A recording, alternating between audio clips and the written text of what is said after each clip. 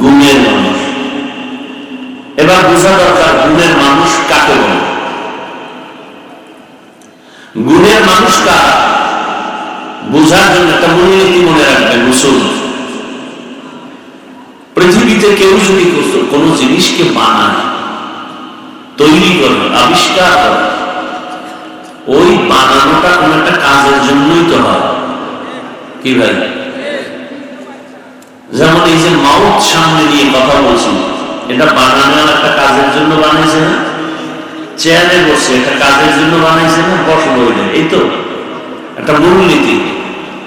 বানানোওয়ালা যে জিনিসটাকে যে কাজের জন্য বানায়, ওই কাজ হলো ওই জিনিসের গুণ। ওই কাজ হলো ওই জিনিসের। চেয়ার বানাইছে কেন? বসার জন্য। বসার কাজ এই চেয়ারের গুণ। মাইকওয়ালা মাইক বানাইছে কেন? আওয়াজ দূরে নেওয়ার জন্য। তাহলে আওয়াজ দূরে নেওয়া মাইকের গুণ। বাতিওয়ালা বাতি বানাইছে কেন? আলো দেওয়ার জন্য। আলো দেওয়া বাতি গুণ। ঘড়িওয়ালা ঘড়ি বানাইছে কেন?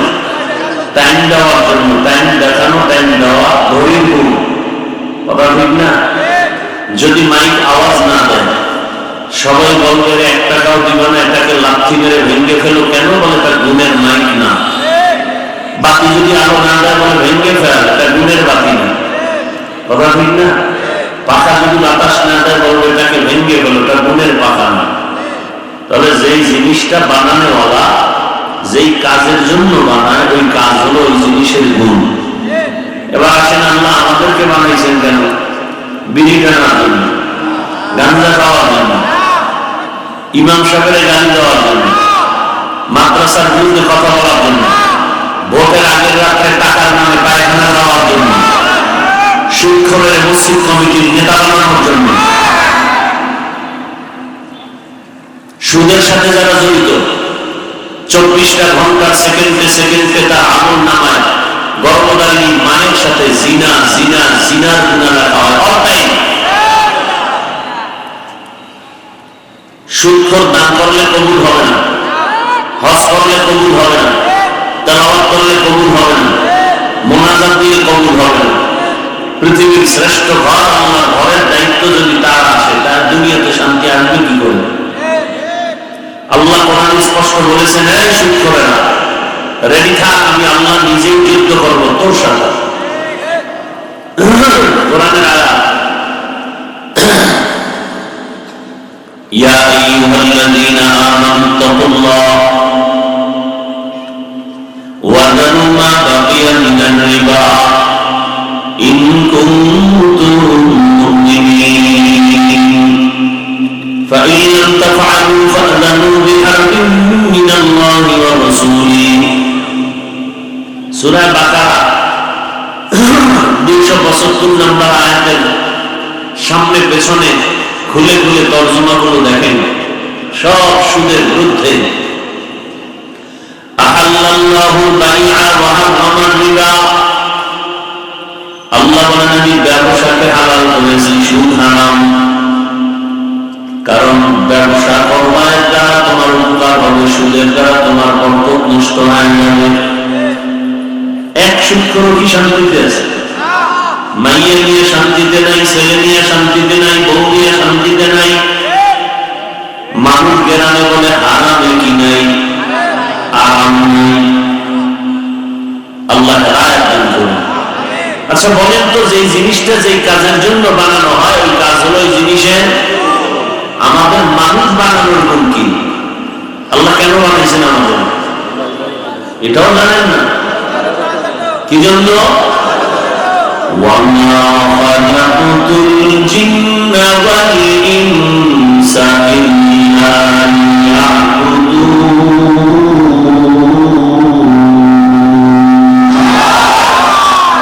مَا خَلَقْتُ الْجِنَّ وَالْإِنسِ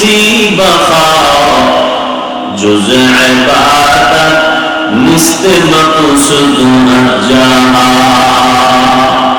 गर्भ सूरत आदमी इंसान दे अहमद अबू जहल हम के सामू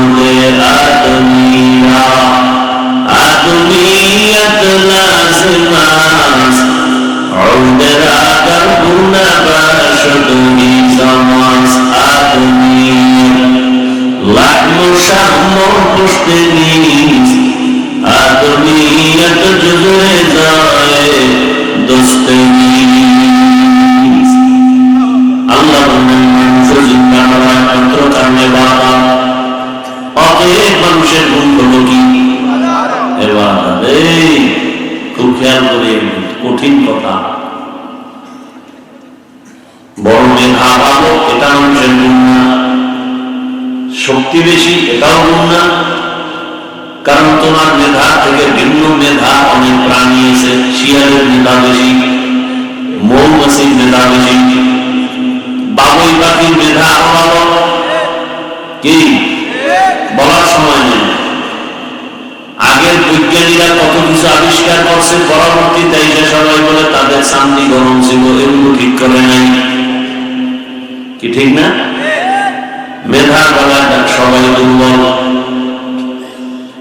এমবিবিএস ডাক্তার, এফআরসিএস এর সার্টিফিকেট, এমসিপিএস এর সার্টিফিকেট নিয়ে বসা আছে। কোন থানা এটা? মহেশপুর থানা। এমবিবিএস ডাক্তার আছে না? কিন্তু এক একজনের এক এক সাইড আগাম আর এক সাইড দুর্বল। নাক কান গলার বিশেষজ্ঞ একজন হয়ে গিয়ে যদি কোনো আমার পেটে সমস্যা কান পারবো না, আমি ওই লাইনে দুর্বল।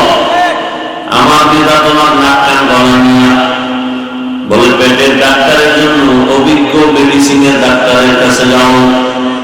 মেডিসিন ডাক্তারের কাছে গিয়ে যদি বলেন আমার কানে সমস্যা বলেন পারতেছি না, আমি দুর্বল, কানের ডাক্তার আলাদা, সেখানে যাও। তাহলে দেখা গেল একজন মানুষ একদিক দিয়ে আগানো আর দিক দিয়ে কমানো। মেধার বেলা আমরা দুর্বল। খানা বেশি খাইতে পারি, এই দিক দিয়ে আনবো দাম, আমরা এই জোড়ানো গুণের মানুষ। খানার বেলা আমরা দুর্বল। বড় বড় সাগরের সমুদ্রের ভেতরে নীলতিমি আছে, প্রতিদিন এক একটা নীলতিমি 1000 কেজি চিংড়ি মাছ খায়। ঢাকা চিড়িয়াখানায় বাঘের লিস্টি আছে, প্রতিদিন একটা বাঘ 17 কেজি গোস্ত খায়। আছে আমাদের দেশে কোনো খাদক পারবে 3 বেলা 17 কেজি? বাঙালির তরকারি না পারলেও ধাক্কা ধাক্কি কম করবে না। এই ধাক্কা ধাক্কির জন্যই তো যত মামলা হামলা। আল্লাহ রায় দান করুন। তাহলে খানার বেলা আমরা গুণের দিকে না, খানার গুণে আমরা আগানো নাই। শক্তির গুণ আমরা গুণান্বিত না, আমাদের গুণ হলো ইবাদত। ইবাদতের কারণে আমাদের গুণ। এবার ইবাদত কি, ইবাদত কেন, ইবাদত কিভাবে? মাইকের গুণ আওয়াজ দেওয়া, বাতির গুণ আওয়াজ দেওয়া। মাইক যদি আওয়াজ না দেয় ফেলে দিবে, কেউ আর রাখবে না, ভেঙে ফেলবে। ঠিক মানুষের গুণ হলো ইবাদত।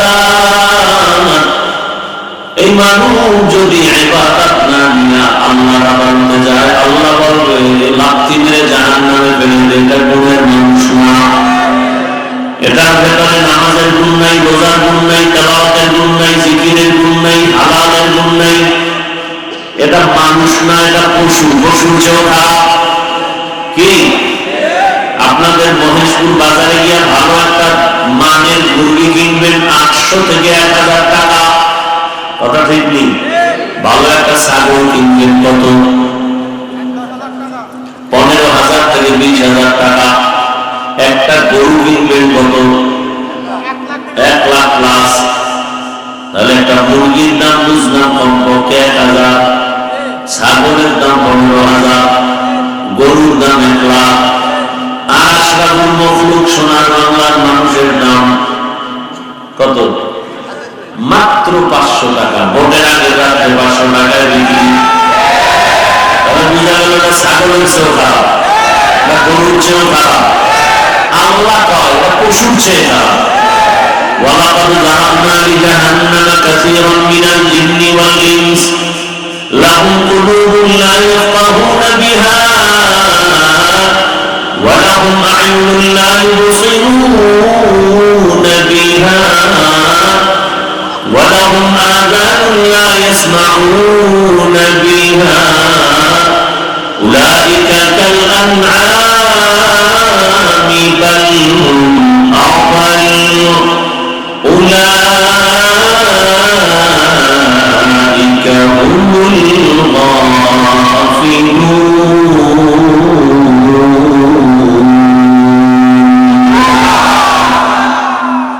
আল্লাহ বলেন অধিকাংশ মানুষ জাহান্নামে যাবে কম না বেশি অধিকাংশ মানুষ জাহান্নামে যাবে কেন বলে ওদেরকে গবেষণার মতো কলম দিয়েছি গবেষণা করে না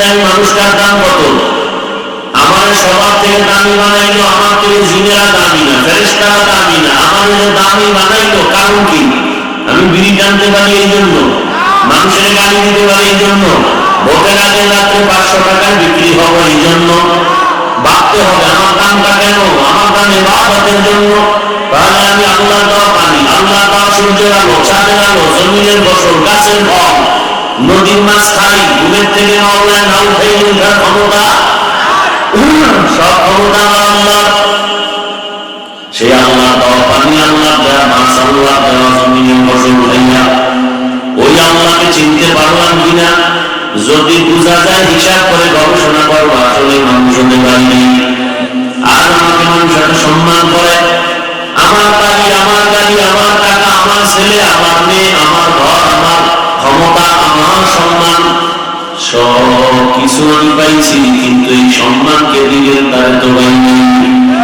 ছেলের মালিককে আমার বানাইলেন তারে তো পাই নাই আমার স্ত্রীকে আমার জন্য গোলাম বানাই দিলেন কে বানাইলেন তার চিনি নাই আমার দল চিনি আমার টাকা চিনি আমার এক ফকির থেকে টাকার মালিক কে বানাইলেন তাকে চিনি নাই বোঝা গেল আসল চিনি যখন চিনি নাই মানুষ হতে পারি নাই আল্লাহকে চিনার একমাত্র পরিচয় পত্র হলো ইবাদতের মাধ্যমে আল্লাহর পরিচয় নাম এজন্যই তো তাফসীরের মধ্যে ওয়ামা খালাকতুল জিন্না ওয়াল ইনসা ইল্লা লিয়াবুদুনের ব্যাখ্যায় কি লিখছেন সব মুফাসসিরিন কেরাম লিখছেন কি ওয়ামা খালাকতুল জিন্না ওয়াল ইনসা ইল্লা লিয়ারিফুন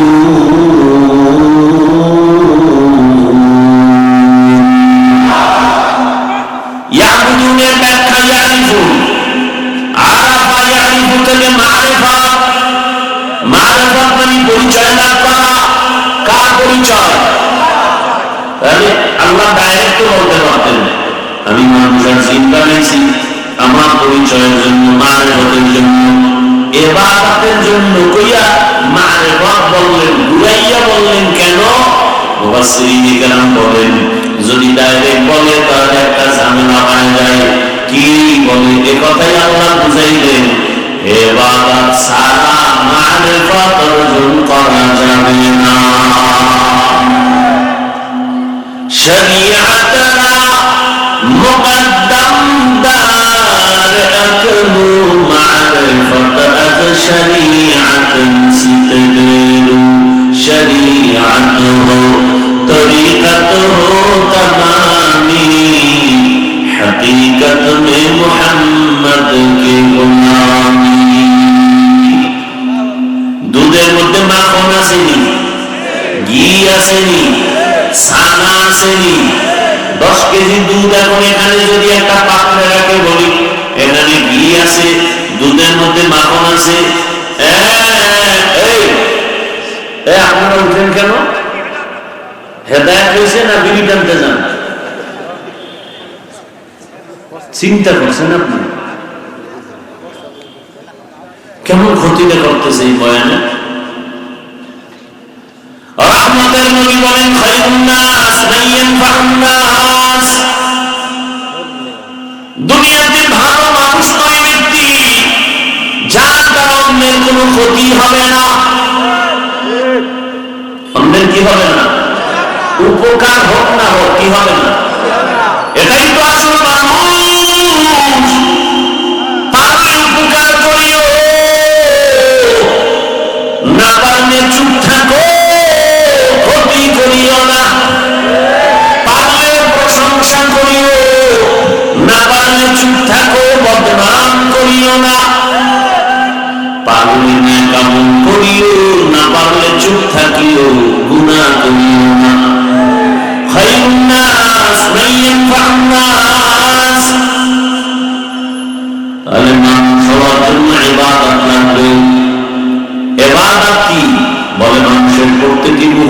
আল্লাহর হুকুমকে বাস্তবায়ন করার নাম ইবাদত।